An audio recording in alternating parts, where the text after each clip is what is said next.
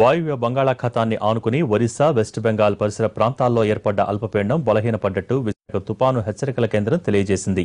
అల్పపీడనం బలహీనపడ్డప్పటికీ ఉపరితల ఆవర్తనం కొనసాగుతున్నట్టు తెలిపారు అధికారులు. గడిచిన 24 గంటల్లో శ్రీకాకుళం జిల్లాలోని మందసలో 4, విజయవాడ ఎయిర్పోర్ట్లో 4 సెంటీమీటర్ల మేర వర్షపాతం నమోదైంది. రుతుపవనాలు చురుగ్గా కొనసాగుతున్నందున 24 గంటల్లో కోస్తా జిల్లాల్లో ఓ మోస్తరు వర్షాలు పడనున్నాయి. కోస్తా తీరం వెంబడి గంటకు 45 నుంచి 50 కిలోమీటర్ల వేగంతో గాలులు వీచే అవకాశం ఉందన్నారు విశాఖ తుపాన్ హెచ్చరికల కేంద్రం అధికారులు.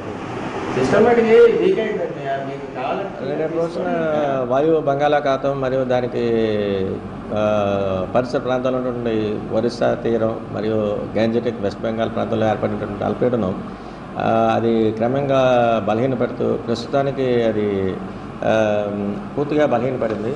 కానీ దానికి అనుసంధానంగా ఉన్నటువంటి అపరైర్ సైక్లోనిక్ సర్క్యులేషన్స్ అంటే ఉపరితల ఆవర్తనాలు అవి మటుకు ఇంకా ప్రస్తుతం ఇంకా కంటిన్యూ అవుతూనే ఉన్నాయి. ఇంకా మనకి ఇంకా ప్రస్తుతానికి అయితే ఇంకా సర్క్యులేషన్స్ కూడా ఇంకా బాగా కంటిన్యూ అవుతున్నాయి. అది కూడా హైట్ కూడా ఎక్కువగానే ఉన్నాయి. అల్పపీడన ప్రాంతం బలహీన పడినప్పటికీ సర్క్యులేషన్స్ ఉండటం, మాన్సూన్ కూడా బలంగానే ఉండటం, వీటన్నిటి దృష్ట్యా రాబోయేటువంటి 24 గంటల్లో కూడా ఒక మోస్తరు వర్షాలు కొన్ని చోట్ల మన రాష్ట్రంలో పర్టికులర్లీ కోస్తా జిల్లాల్లో పడే అవకాశం.